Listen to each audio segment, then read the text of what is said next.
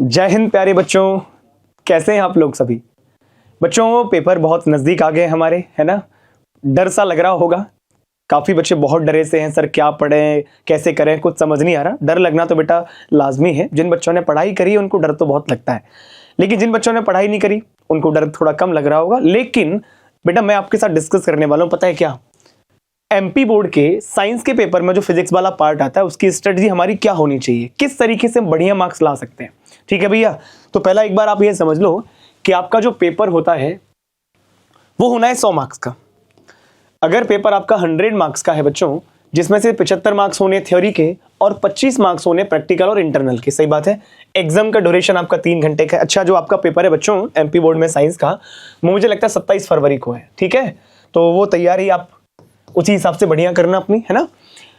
Question के किस प्रकार आएंगे वो सुन लो। ऑब्जेक्टिव आएंगे हमारे 15 क्वेश्चन, है ना, 1 से लेके 5 तक। 15 नहीं, ऑब्जेक्टिव हमारे आएंगे 1 से लेके 5 तक, जिसमें 30 क्वेश्चंस रहेंगे, एमसीक्यूज रहेंगे, फिल इन द ब्लैंक्स रहेंगे, ट्रू फॉल्स रहेंगे, मैच द कॉलम रहेंगे, वन वर्ड वन सेंटेंस वाले रहने वाले हैं। ठीक है, ये तो मुझे लगता है सारे बच्चों की बन ही जाते हैं किसी प्रकार से। फिर बहुत शॉर्ट आंसर टाइप है, वेरी शॉर्ट आंसर, वो है 6 से लेके 17 तक। इनकी वर्ड लिमिट जो होती है वो 30 वर्ड होती है। मतलब आपको 30 से ज्यादा लिखना नहीं है इसमें, समझ गए।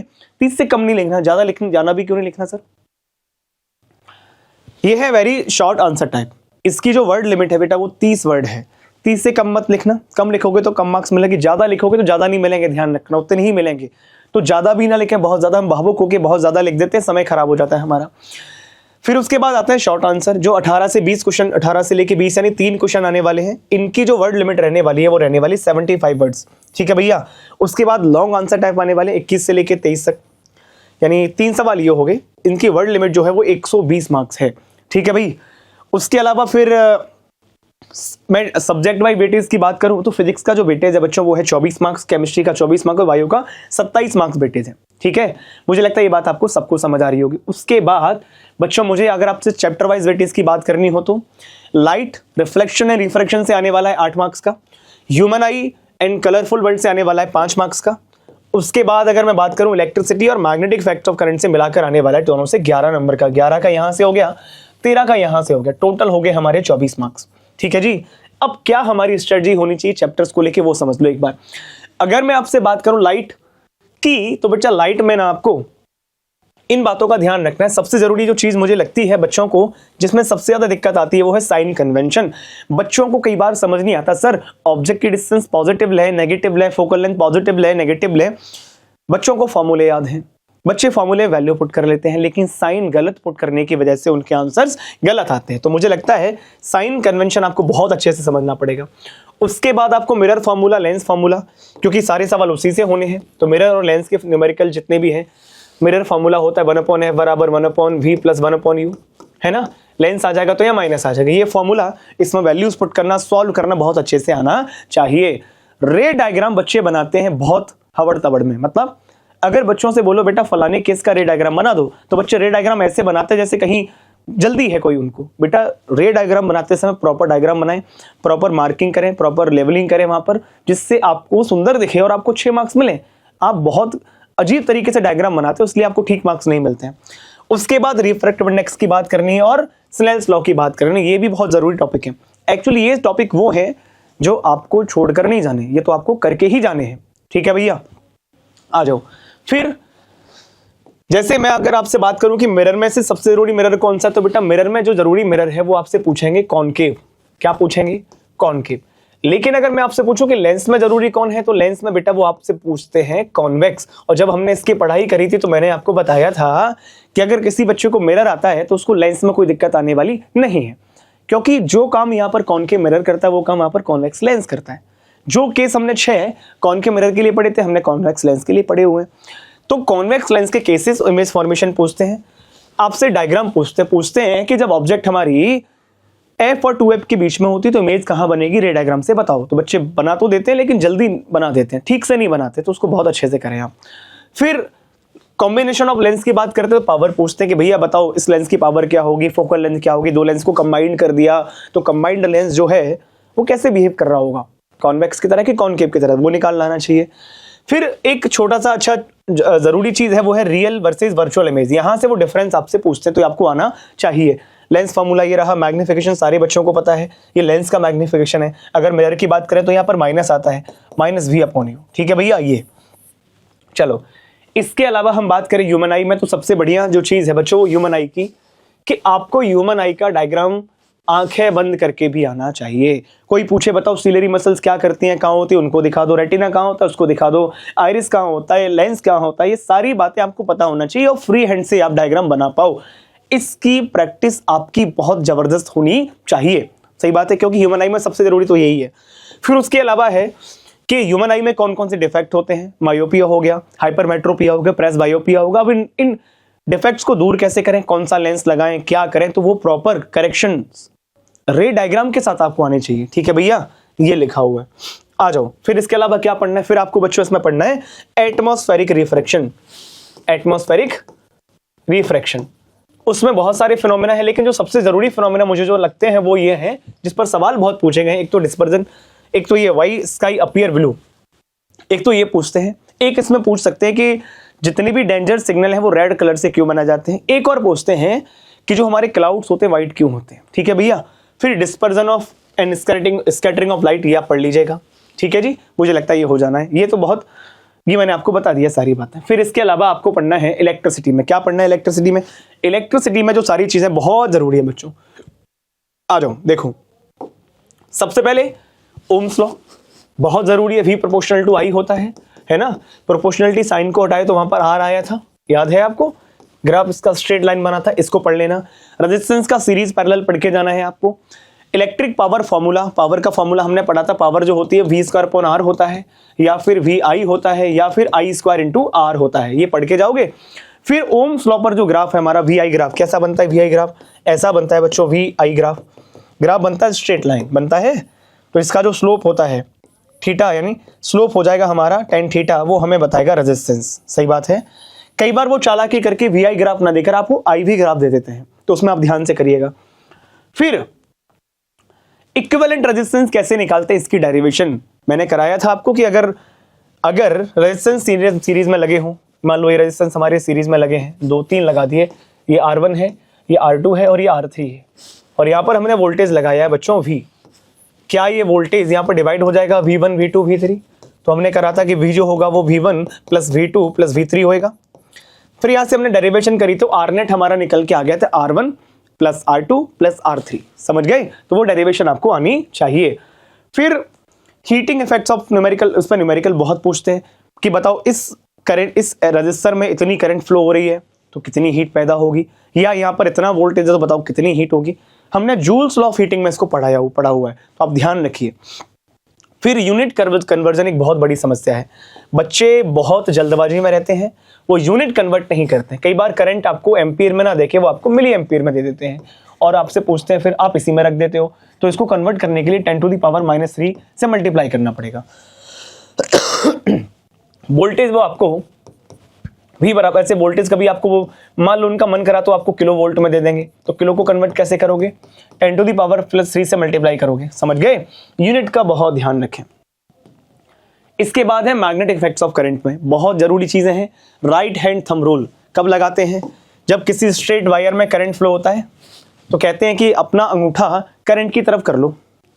ये है राइट हैंड थंब रूल। अपना अंगूठा कहाँ कर लो? करंट की तरफ कर लिया, और वायर को पकड़ लो, उंगलियों को घुमाओ, ऐसे घुमा के जो उंगलियां घुमाएंगी हमारी आएंगी, वो हमारी मैग्नेटिक फील्ड की डायरेक्शन होगी। फिर आ जाओ Fleming's left hand rule. Left hand rule क्या है साहब? ये रहा लेफ्ट हैंड रूल। ये हमारा आता है किसी कंडक्टिंग वायर पर जब फोर्स लगता है तो फोर्स की डायरेक्शन निकालने के लिए लॉ है। ये दोनों आप याद रखना, आपको आना चाहिए। फिर एक छोटा सी बात पूछते हैं आपसे, इलेक्ट्रोमैग्नेट और परमानेंट मैग्नेट में अंतर क्या होता है, क्या डिफरेंस होता है इलेक्ट्रोमैग्नेट परमानेंट मैग्नेट? ये हमने क्लास में पढ़ा हुआ है। ठीक है। उसके बाद मैग्नेटिक फील्ड, एक स्ट्रेट वायर है तो उसका मैग्नेटिक फील्ड कैसा होगा? सर्कुलर होता है। एक सर्कुलर वायर है या लूप है तो उसका मैग्नेटिक फील्ड कैसा होता है? ऐसा होता है ना। डोमेस्टिक इलेक्ट्रिक सर्किट, यहाँ से वो आपसे छोटी छोटी बातें पूछता है कि बताओ घरों के कनेक्शन कैसे होते हैं, तो हम बोलते हैं भैया पैरेलल में होते हैं। वॉट मीटर क्या होता है? जो एनर्जी रीड करता है, एनर्जी मीटर बोलते हैं इसको। या फिर आपसे पूछा है बताओ फ्यूज का काम क्या है, क्या करता है फ्यूज, फ्यूज को लगाते कहाँ है? ये सारी बातें आपको आनी चाहिए।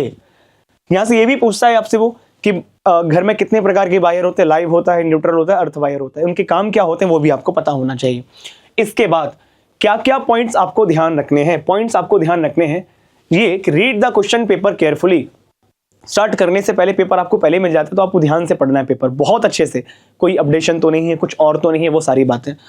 Attempt easy questions first to build confidence. हम क्या करते हैं, हम पेपर खोला और लग जाते हैं सीधे, ऐसा नहीं करना है आपको। आपको करना है सबसे पहले आसान सवालों को कर लो।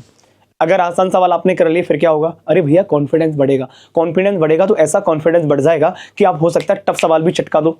नहीं, इसलिए हमें पहले आसान सवाल करने हैं। Manage your time wisely, do not spend too much time on.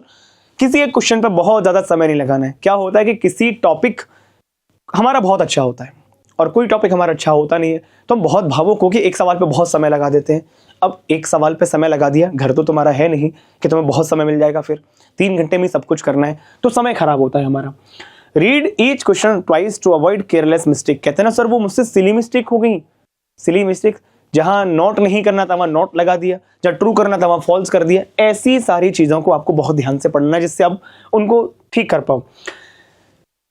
इसमें लिखा है कि राइट आंसर पॉइंट वाइज। जहां पर आपको लगता है कि आपको आंसर लिखने हैं, कोशिश करें कि पॉइंट फॉर्म में लिखें। पॉइंट फॉर्म में लिखने से क्या होगा, तो बिल्कुल सीक्वेंस में चीजें रहती हैं, ऊपर से सामने वाले को, कॉपी चेक करने वाले को पता होता है बच्चे ने सजा के लिखा हो, भैया पॉइंट फॉर्म में मार्क्स देने हैं इसको, है ना।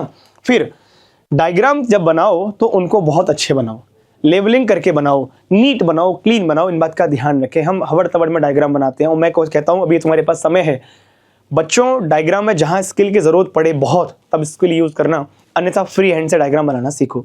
जितना डायग्राम आप फ्री हैंड से बनाना सीख जाओगे आप उतना ही समय बचा लोगे अपना, ठीक है। ओके, फिर show all calculation clearly with proper formulas and unit. पीछे एक पेपर होता है, वहां पर आप रफ वर्क करना, पेपर पर रफ कार्य या रफ वर्क लिख देना, यहाँ पर करके जो भी आपको करना है यहाँ पर कैलकुलेशन कर करा के बाद में काट दीजिएगा, ठीक है।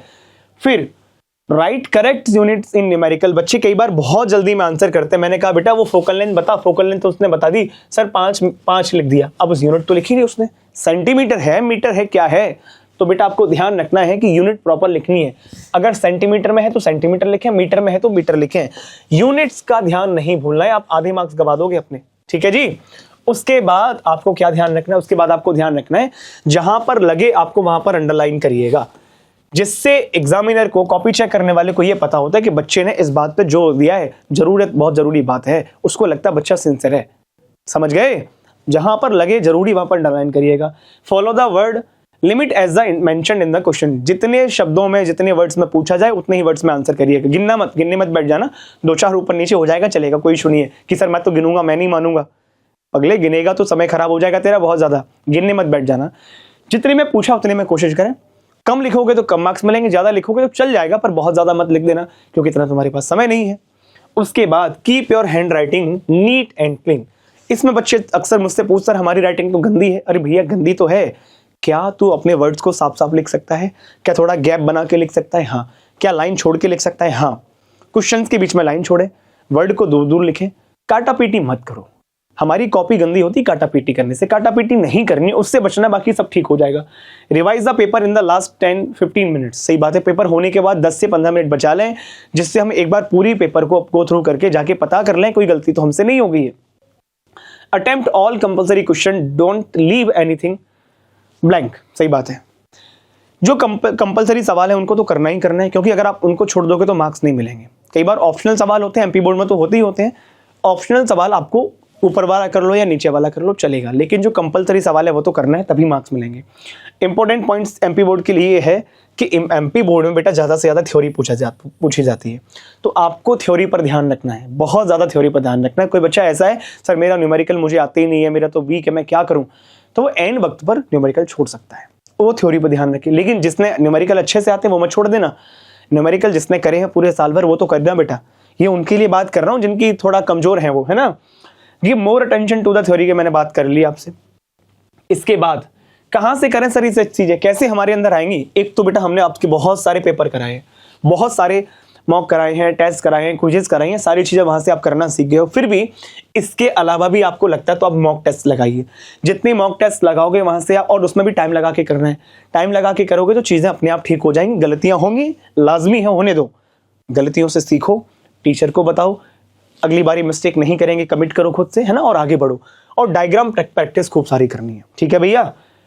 तो मुझे लगता है ये सारी बातें मेरी समझ आ गई होंगी। बच्चों लग जाओ पूरी ऊर्जा के साथ, पूरे जोश के साथ, हम तुम्हारे साथ हैं, घर वाले भी साथ हैं। बस मन में ये संकल्प रखो कि मैं अपनी तरफ से अच्छा करूंगा। ठीक है भैया? तो सारी बातें मैंने बता दी, वो समझ आ गई होंगी बच्चों। ठीक है, ध्यान रखिएगा। जय हिंद।